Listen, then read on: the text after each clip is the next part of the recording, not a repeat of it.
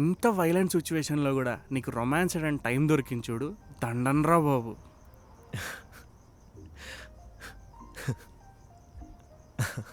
చెప్తే మేము కూడా నవ్వుతాం. ఒక రోజురా నేను పరమ చిరాకులో ఉన్నాను. అప్పుడు ఈ అమ్మాయి సడన్గా వచ్చి నన్ను విసిగించింది. నాకు కోపం వచ్చింది. నేను ఇప్పటి నుంచి నువ్వు నన్ను సార్ అని పిలవాలని కండిషన్ పెట్టాను. అప్పటి నుంచి క్యూట్గా సార్ సార్ అని పిలుస్తూ ఉందిరా పిచ్చిది. అది గుర్తొచ్చి నవ్వా.